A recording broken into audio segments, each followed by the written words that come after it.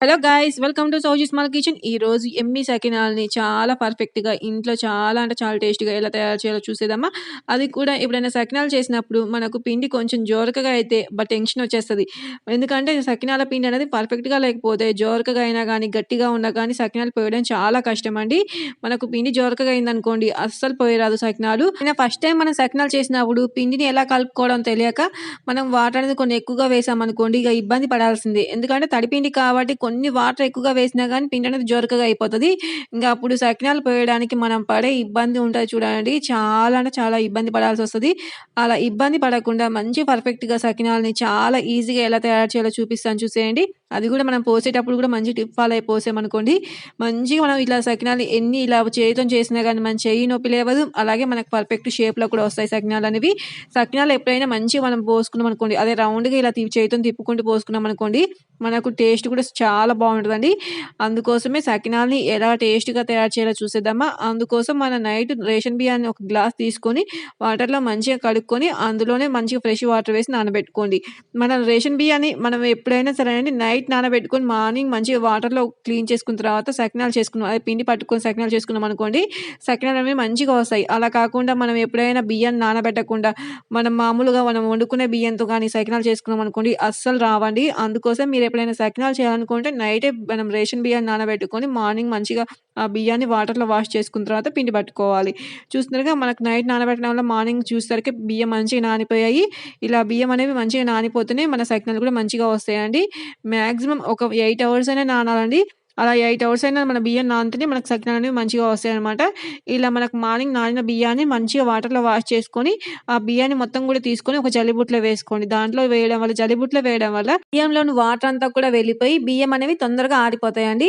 మనకి ఇలా బియ్యం అనేవి మంచిగా వాటర్ అంతా వెళ్ళిపోయిన తర్వాత కొంచెం ఆరిపోయిన తర్వాత ఆ బియ్యాన్ని తీసుకొచ్చి ఒక కాటన్ క్లాత్‌లో ఆరబెట్టుకోండి. మనం తడి బియ్యంతోని మనం సకినాలు చేస్తాం కాబట్టి ఎక్కువగా ఆరబెట్టుకోవద్దండి. కొంచెం లైట్‌గా వాటర్ అనేది మొత్తం గూడా ఇలా గుంజుకున్న తర్వాత ఆ కాటన్ క్లాత్ అనేది మనం బియ్యాన్ని తీసుకొని మిక్సీ జార్‌లో వేసి పిండిలాగా రుబ్బుకోవాలి. నేనైతే కొన్ని బియ్యాన్ని తీసుకున్నాను కాబట్టి, మనం కొంచెమే పిండికి రుబ్బుకుంటున్నాం కాబట్టి, అందుకోసమే నేను మిక్సీ జార్‌లో వేసి గ్రైండ్ చేసుకుంటున్నాను. మీరైతే ఎక్కువగా 2, 3 కేజీలు అలా చేసుకోవాలి సకినాలు అని చెప్పి ఎక్కువ బియ్యం నానబెట్టారనుకోండి, అప్పుడు మీరు మీ పిండి మిల్లు దగ్గరికెళ్ళి మంచిగా ఇలా అరిసెల పిండి ఎలా పట్టించుకుంటారో అలా పట్టించుకుంటే సరిపోతది.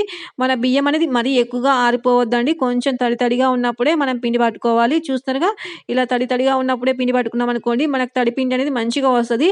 ఇలా పిండి వచ్చిన పిండిని మనం జల్లెల్లో మంచిగా ఇలా జల్లించుకోవాలి. పిండిని ఎప్పుడైనా జల్లించుకున్న తర్వాతనే వాడుకోవాలండి. ఎందుకంటే మనం ఇంట్లో ఇలా మనం గ్రైండ్ చేసుకున్నప్పుడు కొంచెం పిండి అనేది మెదిగి మనకు కొంచెం పిండి మెదగకుండా కొంచెం ఇలా బియ్యం అనేది పలుకులాగా ఉందనుకోండి, మనకు సకినాలనేవి మంచిగా రావు. అందుకోసం ఇలా జల్లించుకున్నాం అనుకోండి పిండి అంతా కూడా మనకు మెత్తగా వచ్చేస్తది.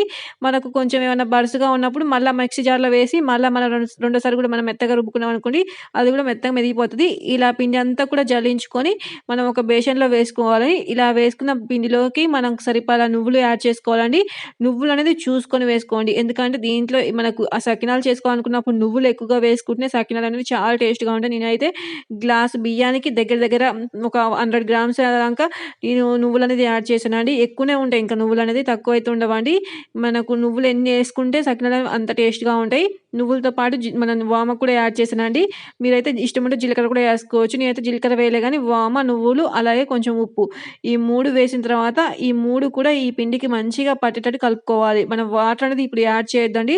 వాటర్ యాడ్ చేయకుండా మనం వేసిన నువ్వులు అలాగే వామ, ఈ ఉప్పు మొత్తం కూడా ఈ పిండికి మొత్తం కూడా పట్టేటట్టు బాగా పట్టించిన తర్వాతనే లాస్ట్‌లో వాటర్ యాడ్ చేయాలి. చూస్తున్నారుగా పిండి మొత్తం కూడా మంచిగా కలుపుకోవాలి. ఇలా కలుపుకుంటే నువ్వులన్నీ కూడా మనకు పిండిలో మంచిగా మిక్స్ అయిపోతాయి.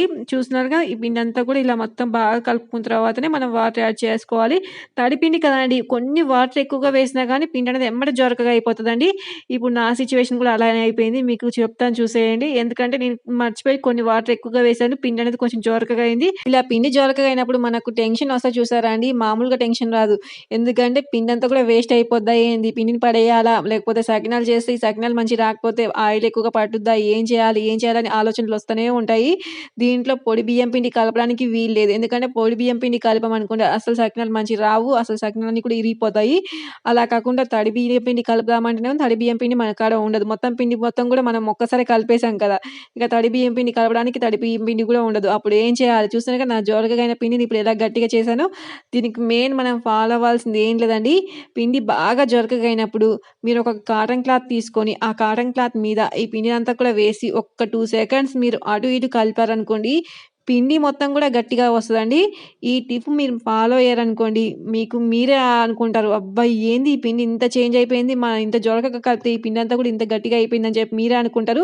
ఇంక గట్టిగా అయిపోవడం వల్ల మళ్ళీ కొన్ని వాటర్ యాడ్ చేయాల్సొస్తది. ఎందుకంటే అంత గట్టిగా అయిపోతది పిండి. ఎప్పుడైనా పిండి బాగా జొరకగా అయినప్పుడు టెన్షన్ పడకండి. పడకుండా మంచిగా కొంచెం కాటన్ క్లాత్ తీసుకొని అదేనండి కాటన్ క్లాత్ తీసుకున్న తర్వాత దానిపైన ఈ పిండి అంతా కూడా పెట్టి మంచిగా కొంచెం అటు ఇటు కలిపారనుకోండి పిండి మొత్తం కూడా మనకు గట్టిగా అయిపోతది. ఎందుకంటే తడి పిండి కాబట్టి మనం కాటన్ క్లాత్ మీద ఈ పిండి వేయగానే మనకి ఎమ్మటే గట్టిగా అయిపోతదండి. అలా గట్టిగా అయిపోయినప్పుడు మనం కొంచెం కొంచెం ఇలా మనం తీసుకొని చేతిలోకి సకినాలు పోయడానికి ఇప్పుడు కాటన్ క్లాత్ మీద సకినాలనేవి ఇలా పోసుకోవాలి. చూస్తున్నారుగా ఇలా మనం రౌండ్‌గా తిప్పుతా ఉంటే పిండిని మనకు సకినాలనేవి మంచి షేప్‌లో వస్తాయి. ఎప్పుడైనా మనం ఇలా మామూలుగా తిప్పుకున్నామనుకోండి సకినాలు రావు. కానీ పిండిని ఇలా మనం రౌండ్‌గా ఇలా తిప్పుకుంటూ వెళ్తున్నామనుకోండి సకినాలనేవి మంచి షేప్‌లో వస్తాయండి. చూస్తున్నారుగా పిండిని ఇలా తిప్పుతా ఉంటే రౌండ్‌గా పిండి అనేది మంచిగా ఇలా సాగినట్టు వస్తుంటది. అలా రావడం వల్ల సకినాలు కూడా మంచి పర్ఫెక్ట్‌గా వస్తాయి. ఇలా మనకి ఎన్ని రౌండ్స్ కావాలంటే అన్ని రౌండ్స్ తిప్పుకోవాలండి. మనకు 3 రౌండ్‌లు కావాలా, 5 రౌండ్‌లో కావాలా సకినాలు ఎన్ని రౌండ్‌లో కావాలంటే అన్ని రౌండ్‌లో ఇలా సకినాలు తిప్పుకుంటూ మంచిగా సకినాలు ఈజీగా పోసేసుకోవచ్చు. చూస్తున్నారుగా మనం ఇలా ఎన్ని పోసినా గాని మన చెయ్యి కూడా నొప్పి లేవదండి. ఎందుకంటే సకినాలు పోసినప్పుడు చెయ్యిని ఇలా తిప్పుతున్నప్పుడు చెయ్యి అనేది నొప్పి లేస్తుందని చెప్పి చాలామంది అనుకుంటారు. కానీ ఇలా పోసామనుకోండి అసలకి చెయ్యి నొప్పి లేవదు. ఎన్ని మనం సకినాలు చేసినా గాని మనం చేసినట్టు కూడా అనిపించదనమాట. ఇక పర్ఫెక్ట్‌గా వచ్చేస్తాయి సకినాలనేవి. మనం జొరకగా అయిన పిండితోని ఎంత బాగా సకినాలు చేసామో చూసారు గదా! అంత జొరకగా అయిన మన సకినాల పిండిని అసలకి ఇలా సకినాలు చేస్తామని చెప్పి నేను గూడా అనుకోలేదండి. ఎందుకంటే చాలా అంటే చాలా జొరకగా అయిపోయింది పిండనేది. అలా అయినప్పుడు మస్తు టెన్షన్ పడ్డాను. కానీ నాకు ఒక ఐడియా వచ్చేసింది. కాటన్ క్లాత్ మీద ఒకసారి ఈ పిండిని పెట్టి మామూలుగా కలిపి చూస్తే ఎలా మనకు పిండి అనేది గట్టిగా అయిపోద్దని చెప్పి ఐడియా రావంగానే నేను ఎమ్మటే కాటన్ క్లాత్ మీద కొంచెం పిండిని ఇలా మొత్తం పిండి వేయకున్నా పర్వాలేదండి. కొంచెం పిండి తీసుకొని కాటన్ క్లాత్ మీద పెట్టి మీరు 2 నిమిషాలు ఇట్లా వదిలేసారనుకోండి పిండి అనేది ఆల్మోస్ట్ గట్టిగా అయిపోతది. ఇక గట్టిగా అయిపోయినప్పుడు మంచిగా ఇలా పిండిని తీసుకొని మనం చేయిని తడుపుకుంటూ మంచిగా ఇలా పిండితోని సకినాలనేవి ఎన్ని కావాలంటే అన్ని మంచిగా ఈజీగా పోసేసుకోవచ్చు. మీరు ఎన్ని సకినాలు పోసినా గానీ మీ చెయ్యి కూడా నొప్పి లేవదు. ఇలా సకినాలన్నీ కూడా కాటన్ క్లాత్ మీద పోసిన తర్వాత అవన్నీ కూడా మంచిగా ఆరిపోయిన తర్వాత ఒక్కొక్క సకినాన్ని తీసుకొని ఆయిల్‌లో వేసి మంచిగా కాల్చుకోవాలండి. ఆయిల్ అనేది మంచిగా హీట్‌గా ఉన్నప్పుడు మనం ప్లేట్‌తోని ఒక్కొక్క సకినాల్ని మంచిగా తీసుకొచ్చుకొని, మంచిగా ఆయిల్‌లో వేసుకొని కాల్చామనుకోండి, సకినాలనేవి ఇరిగిపోకుండా మంచిగా వస్తాయన్నమాట. మనం ఆవేశపడి అన్ని సకినాలు ఒక్కసారి తీసేయాలని చూసామనుకోండి, సకినాలనేవి ఇరిగిపోతాయి. అలా కాకుండా ఒక్కొక్క సకినాన్ని తీసుకొని మంచిగా ఆయిల్‌లో వేసుకున్నామనుకోండి, మనకు ఆయిల్‌లో వేసినప్పుడు మంచిగా ఇరిగిపోకుండా సకినాలనేవి మంచిగా ఇలా రౌండ్‌గా మనం ఎలా పోసామో అలాగే ఉంటాయన్నమాట. చూస్తున్నారుగా నేను వేసిన సకినాలనేవి ఇరిగిపోకుండా మంచిగా ఎలా వేసుకున్నానో ఆయిల్, ఇలా వేసుకున్న సకినాల్ని మంచిగా ఆయిల్‌లో మంచిగా ఫ్రై చేసుకోవాలి. అంటే మనకు గోల్డెన్ బ్రౌన్ కలర్ వచ్చేంత వరకు కూడా ఆయిల్‌లో మంచిగా కాల్చుకోవాలి సకినాలు.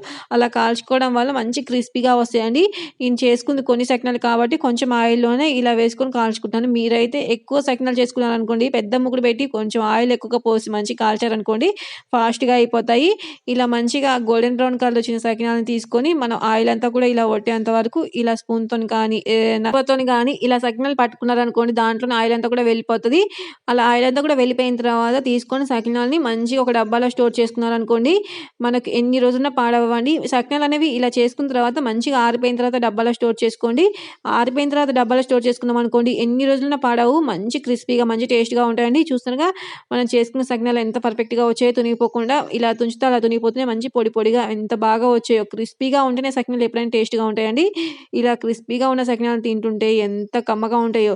ఇవి హెల్త్‌కి కూడా చాలా మంచిదండి. ఎందుకంటే దీంట్లో నువ్వులు, అలాగే ఓమ వేసి చేసాం కాబట్టి డైజెషన్ కూడా మంచిగా అయితాయి. మనకు నువ్వులనేవి ఐరన్ కాబట్టి మనకు బొక్కలకు మంచిగా పనిచేస్తాయి కాల్షియం లాగా. అందుకోసమే కంపల్సరీ ట్రై చేయండి. హెల్తీ అండ్ టేస్టీ మన సకినాలని అలాగే మన ఛానెల్‌ని సబ్స్క్రైబ్ చేసుకోండి మరి.